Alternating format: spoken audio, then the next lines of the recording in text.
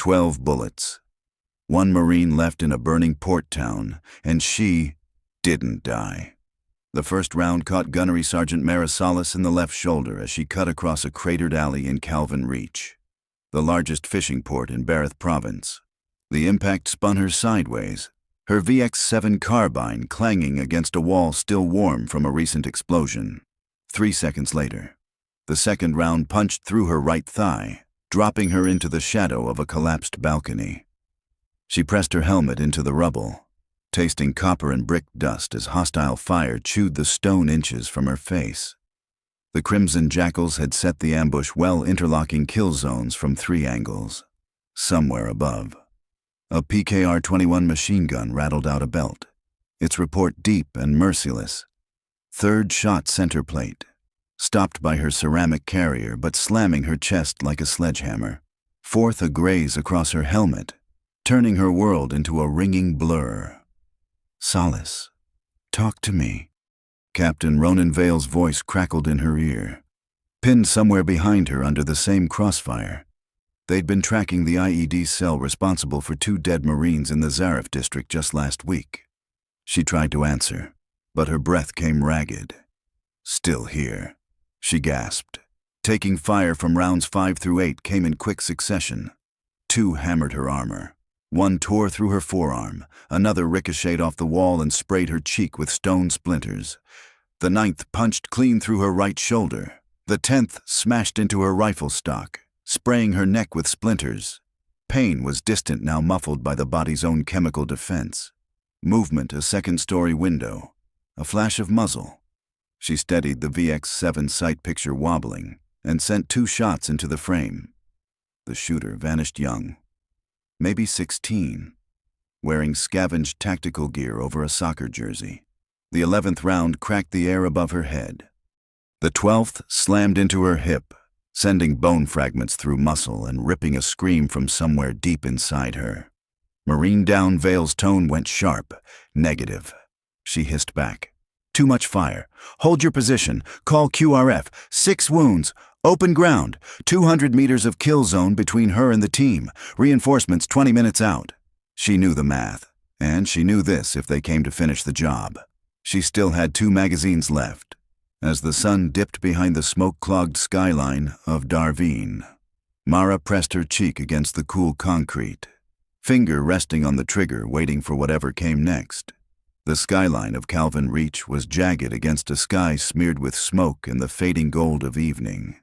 Every broken wall and shattered rooftop seemed to lean in, listening. Captain Ronan Vale had his back pressed against the scorched facade of a shuttered tailor's shop.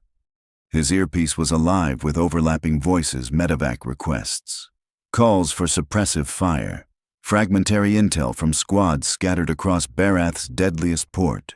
But beneath it all, silence from Marra Solace. "Viper 6. This is Talon 2-1. Vale keyed in, voice steady despite the tight coil in his chest. "1 Marine down.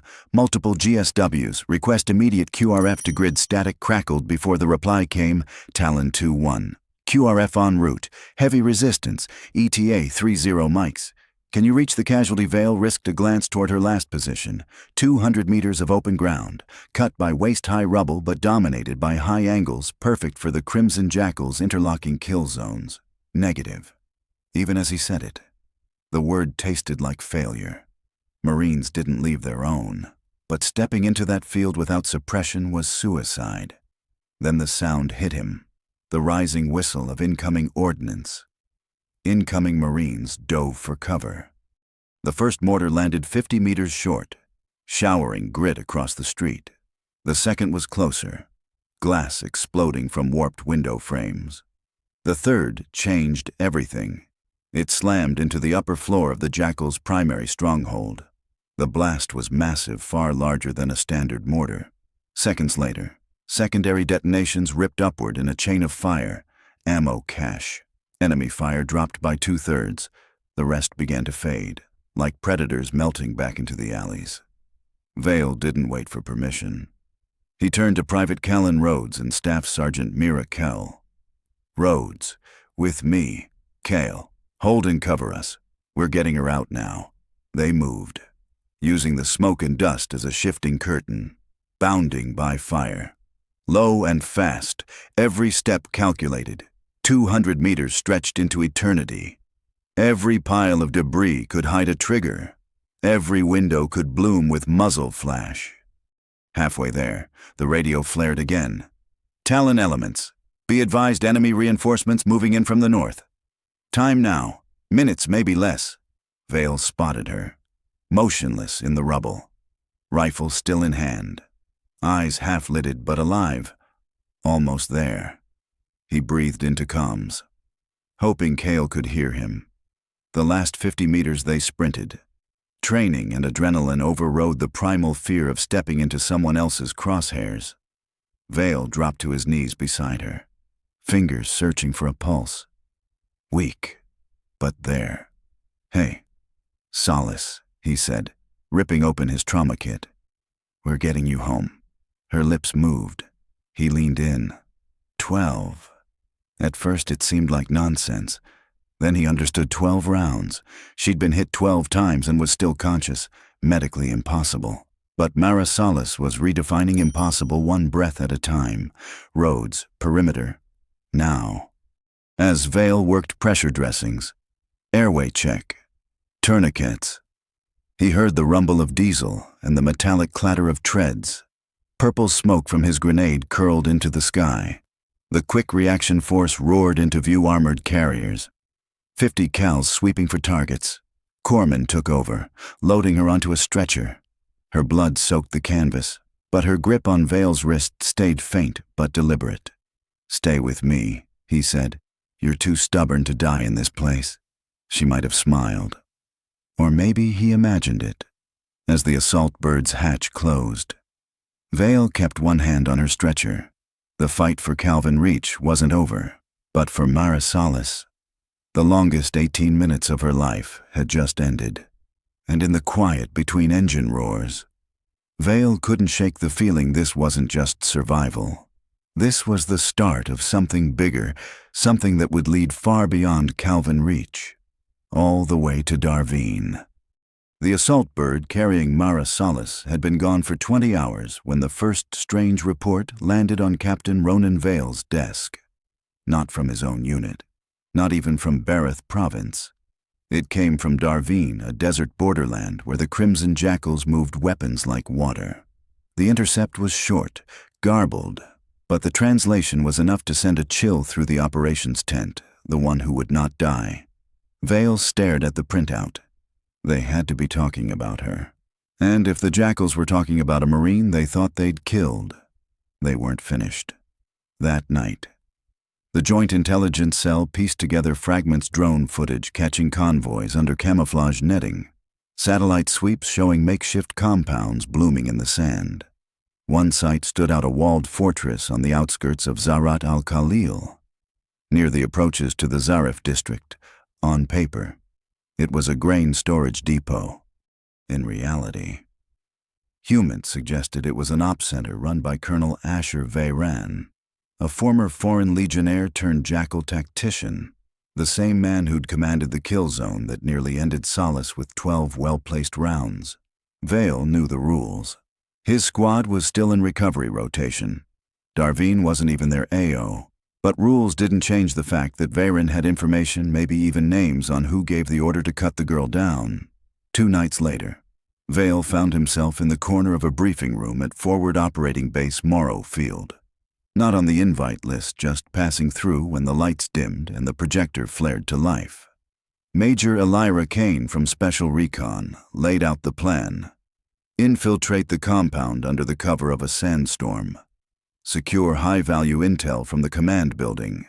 Exfil before dawn. Kane's tone was clinical, almost cold. But every image of Veyron on the screen pulled Vale deeper into his seat, jaw tightening. When the briefing ended, he stepped into her path. "You're going to need someone who's been in his kill zone." Kane studied him. "Your unit's off the line. Captain, so was she. Until you needed her alive. It wasn't a request." By midnight, Vale's name was on the manifest attached as local terrain advisor. His gut told him it was more than that. The desert storm hit early. a wall of dust and wind so dense it turned night into a living void. Ghost Team 12 moved through it like shadows goggles down, NV filters struggling against the swirling grit. Vale's boots sank into soft sand between the cracked stone walls of the compound's outer ring. No gunfire yet, just the muffled roar of the wind. But the tension was worse. Every second felt like the breath before a trigger pull. They breached the east wall under cover of thunder. Inside, the grain depot was a maze of low buildings lit only by generator hum and the occasional lantern flicker.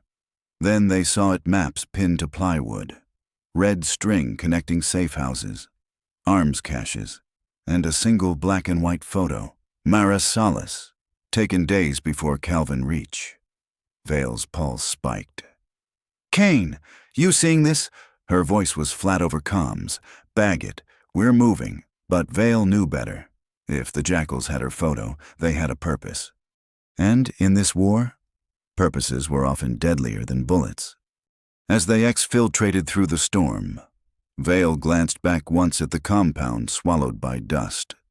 Somewhere out there, Veyron was still breathing, still planning, and the next time they crossed paths, it wouldn't be in Veyron's kill zone.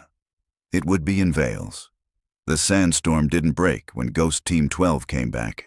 It got worse by 0200 hours. The air over Zaret al-Khalil was a living thing, choking dust tearing at eyes and lungs. Wind shrieking against the battered walls of the Jackal compound. Captain Ronan Vale crouched in the lee of a collapsed archway, scanning the courtyard through dust-streaked optics.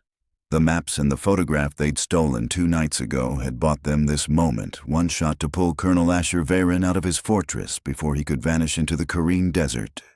Vale's voice crackled over the squad net. "Remember, no fireworks until we have him boxed." Major Elira Kane's reply was tight. "Copy, but if he bolts, drop him." They moved in staggered bounds, boots whispering over sand-slick stone. Through the haze, Vale caught glimpses of lantern light and the hunched silhouettes of guards too distracted by the storm to look up. Halfway across the yard, a door banged open. A figure stepped into the wind, wrapped in a black headscarf. Even through the distortion, Vale recognized the walk loose-shouldered confidence, the kind of man who thought walls made him immortal. Veyron. Vale froze, one shout, and the Jackals would flood the courtyard with lead. But the storm masked the team's approach until Sergeant Deacon Pryor was close enough to slam the butt of his carbine into the nearest guard's jaw. Chaos erupted, shouts in 2 languages, boots pounding over stone. Gunfire cracked, short controlled bursts swallowed by the storm's roar. Kane's voice cut through the comms veil. "He's moving west secondary gate." Vale bolted after the retreating shadow, skidding around a stack of crates. Veyron was fast, darting between cover, his scarf whipping in the wind, twice. Muzzle flashes bloomed ahead, both rounds wide. The storm was wrecking his aim. They hit the outer wall at the same time, Veyron scrambling for a ladder, Vale diving low, tackling his legs. Both men hit the sand hard. Grappling in the darkness, Veyron fought like a cornered animal, knife flashing. Vale felt the blade slice through the outer layer of his plate carrier before he wrenched the weapon free and drove his forearm across Veyron's throat. "This is for Calven Reach." Vale hissed over the wind. Boots pounded in from both sides as Ghost Team closed the net. Kane's voice was in his ear again. "We have him. All teams. Exfil to Rally Point Bravo."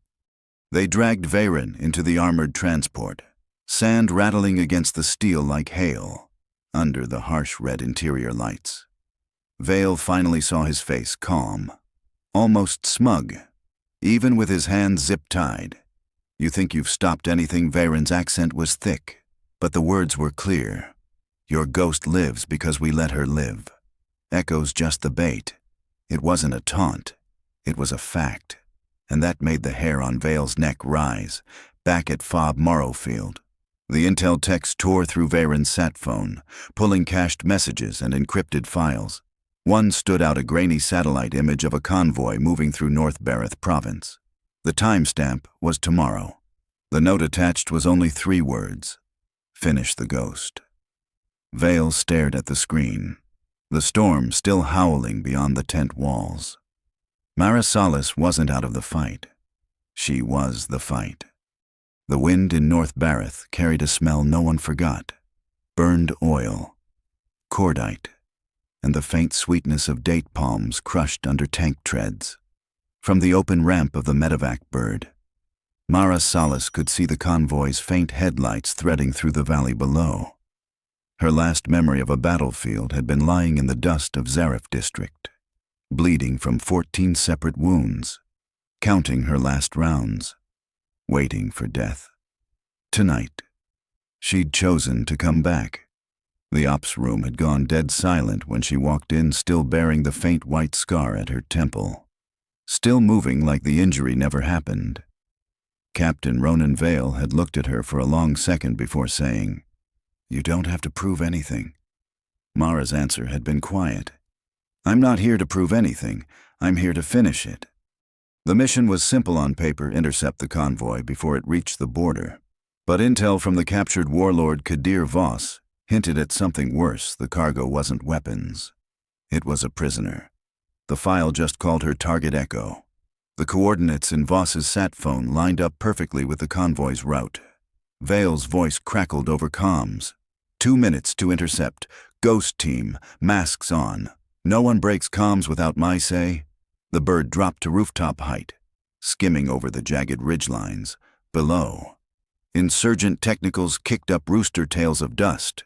Marra's hands tightened on her carbine, not from nerves, but from the bone-deep knowledge that somewhere down there, someone was about to run out of time.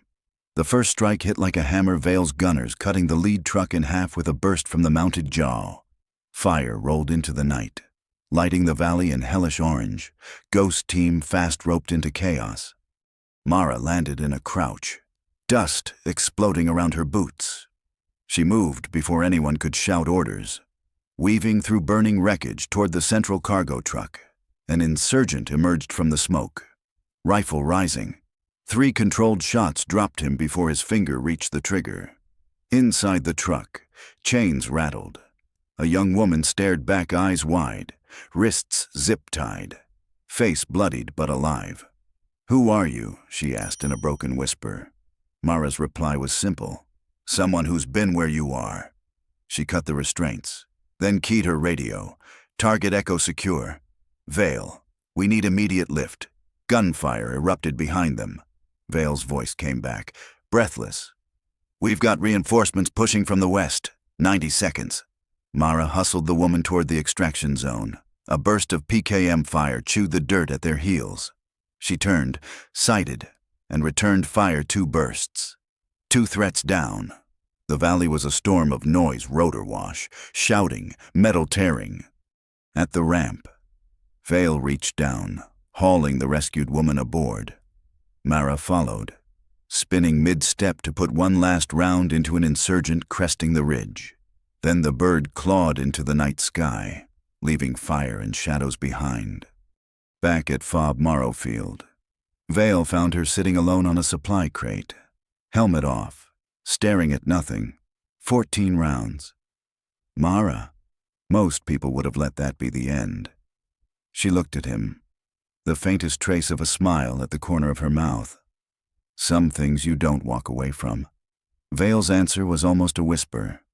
"And that's why they'll call you a ghost." Marra stood, pulling her rifle sling over her shoulder. Outside, the night wind carried the smell of cordite and dust, and the war waited, patient as ever, because in North Barath, legends didn't retire.